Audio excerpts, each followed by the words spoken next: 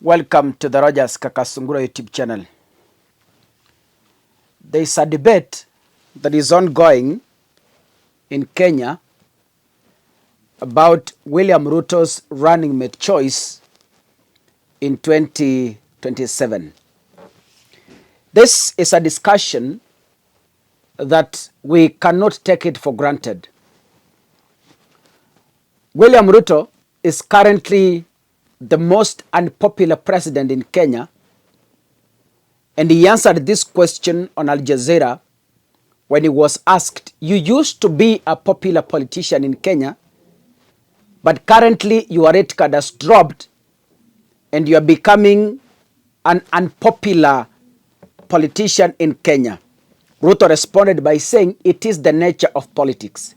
So it's true that from where we sit politically, Ruto confirmed, and it's true, Ruto is currently one of the unpopular politicians in Kenya because of the reasons, of course, you know, lies and unfulfilled promises.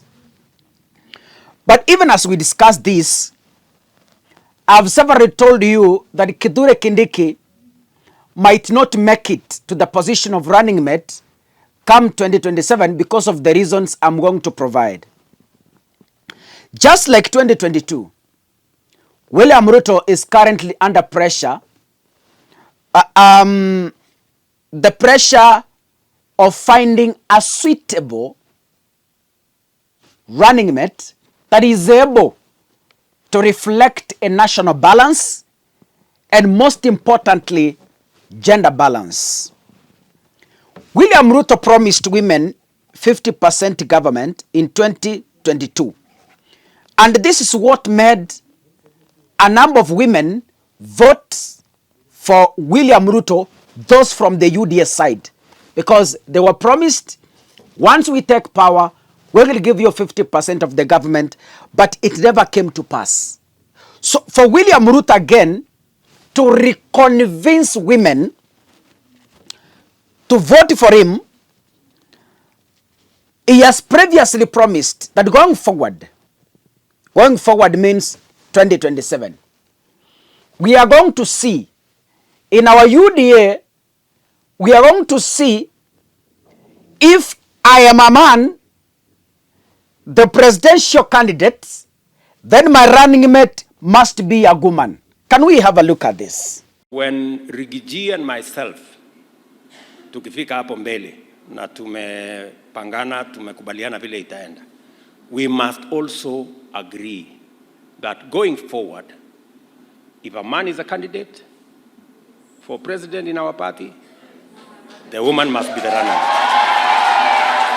And if a woman is the candidate, then a man can be a running mate.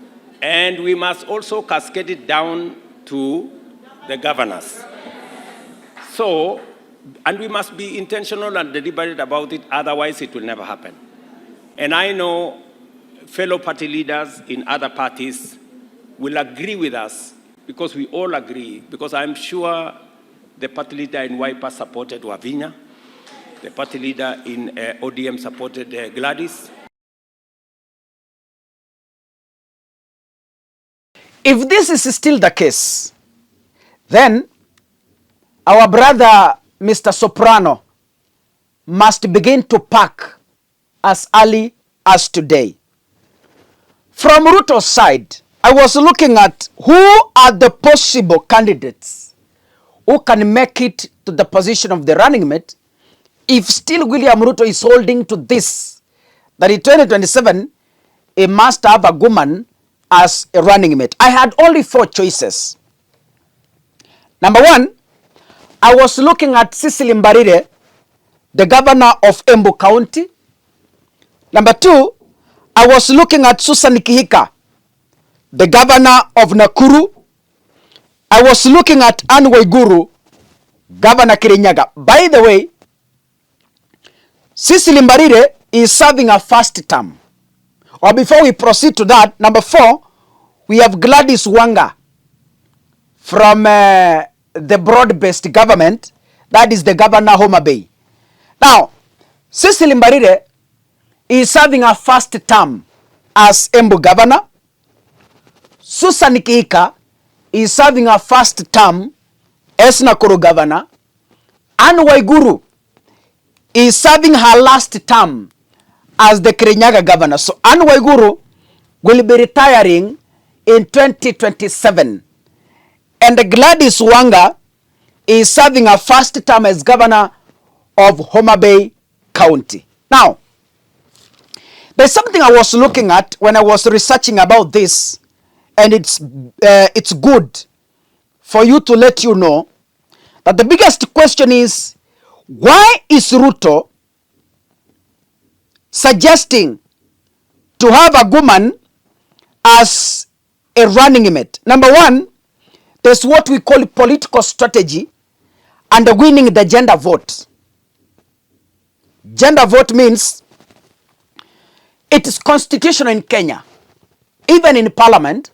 The reason why we have nominated positions ni ile kufikia ile the third gender rule, kitu kama hiyo. So that's why we have some nomination positions for women. For William Ruto also to bed this constitutional crisis, he suggested that there is a high possibility that in 2027 he will go for a woman as a running mate. Political strategy to win the gender vote. Number one, mobilizing the female vote.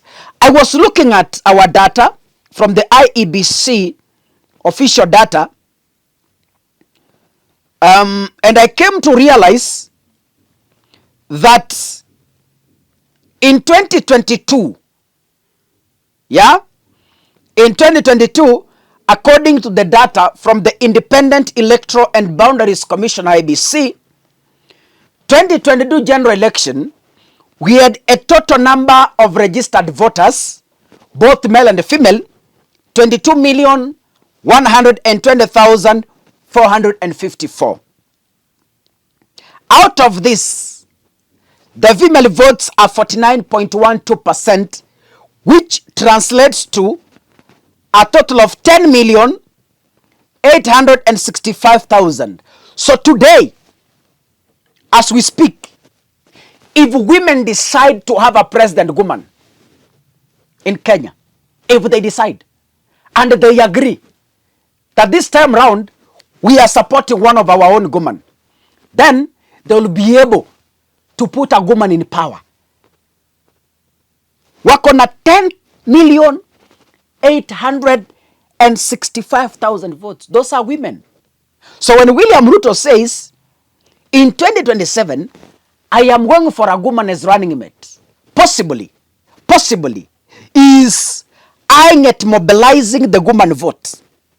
Remember, as I told you previously, he lied to them that, look, vote for me as your president. After winning, he had a meeting with women representatives in Nairobi. Not elected, but wamama viongozi wale ambao ni wa mashinani. Ruto held a meeting with them in Nairobi and promised to give them 50% government. He didn't achieve. Meaning, it will be very difficult for William Ruto again to mobilize a woman vote in 2027 if he is not going to find another strategy to convince the women. He didn't honor the 2022 50% pledge. And this must vote him to again find a strategy to woo women into voting for him. And this is picking a woman as a running mate. Another thing is, why Ruto wants, there's what we call 2/3 gender rule. Ila nilikwambia. As we speak, according to the 2010 Constitution, allow me to refer here, the Kenya's 2010 Constitution established what we call the 2/3 gender principle, which mandates that no more than 2/3 of members of elective or appointive bodies shall be of the same gender. While this rule is yet to be fully implemented in Parliament, by William Ruto selecting a woman in the second most powerful office in this land, will possibly achieve this principle, yeah, at the executive level of government. And President Ruto said in the video you've watched that they will be forced to amend the UDA rules of the coalition they will come up with to make sure that this is achievable. So if this is still in place, the most key part of political speculation involves the relationship between President Ruto, that is the Kalenjin, Rift Valley, and this current deputy Rigathi Gachagua from the Mount Kenya region. So what will happen if Ruto decides now, because Uhuru Kenyatta seems to align himself towards Gachagua, and Gachagua has been William Ruto's political enemy, then the question comes in, how will William Ruto hold the people of the Mount Kenya region? He can decide either to pick Anne Waiguru as a running mate, but this is the challenge. Ruto also needs the broad-based experts from Luo Nyanza. So, how is he going to balance? That is why you see Gladys Wanga is positioning herself as the possible influential woman politician in the broad-based government, the handshake government. So in case William Ruto wants to appoint a running mate, then she wants to position herself as one of the competent women from the Nyanza region to take over the position. But then, let's see how things will unfold ahead of 2027. But this is a tough choice for William Ruto and possibly a headache. And maybe it is going to give him pressure in determining who takes over as a running mate. If you're watching this, ladies and gentlemen, make sure you click the subscribe button. And of course, remember to turn on your notification bell. God bless you.